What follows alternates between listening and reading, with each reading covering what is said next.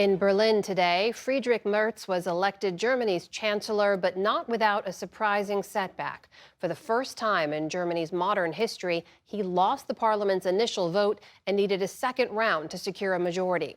Nick Schifrin is back now with this report on the challenges that Merz inherits from a politically divided Germany to an American president who's questioned the transatlantic alliance. Today in Germany, a bitter victory. Friedrich Merz became Germany's 10th post-World War II chancellor and the first to lose an initial secret round of voting. Merz had promised to begin his chancellorship forcefully, and today showed the fragility of his leadership and coalition. But this evening, at the official handover ceremony with outgoing Chancellor Olaf Scholz, Merz brushed it aside. Was für ein Tag. Today, what a day, with a few surprises. I accept this responsibility with humility, but also with determination and confidence. Wolfgang Ischinger is the longtime former chairman of the Munich Security Conference and the former German ambassador to the U.S. and U.K. When I look at foreign policy, security, and defense, I see a government being formed today in Berlin, which is going to have, a very, very solid background. You're gambling with World War III. Merz's international challenges begin with an American president who's fought openly with European leaders. To this moment, Merz reacted with horror.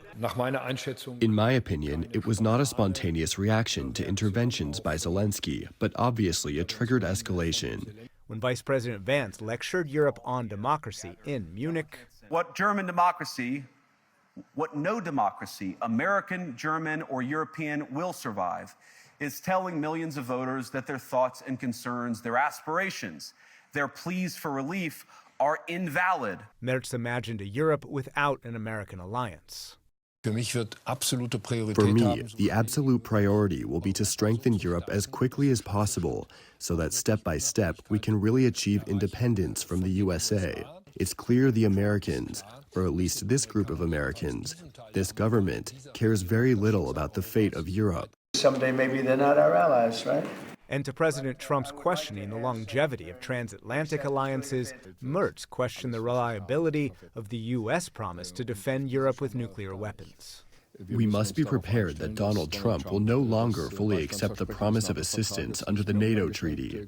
Yes, Friedrich Merz has expressed, as most other Europeans have done, serious concerns about the reliability, the credibility of the American position in NATO, about America's changing, evolving positions on Ukraine. The good news is that Friedrich Merz, the new German chancellor, and Donald Trump have not worked together in the past, and they have not had any reason to disagree in the past.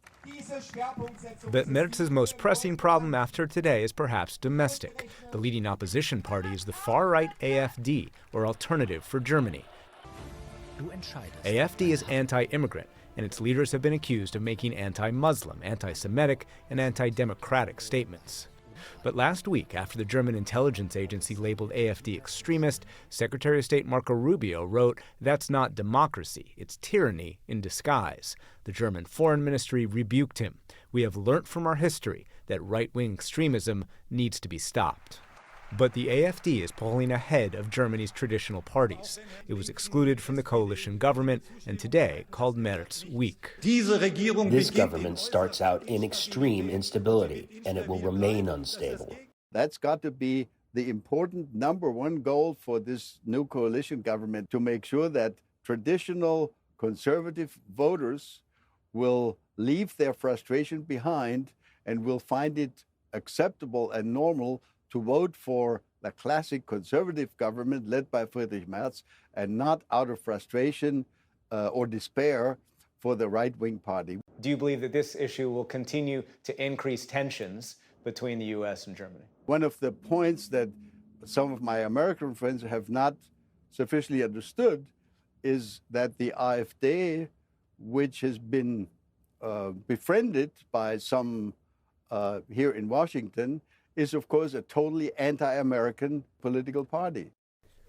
The far right and a stagnant economy await Merz. But tonight, he expressed relief that at least he survived the day. For the PBS NewsHour, I'm Nick Schifrin.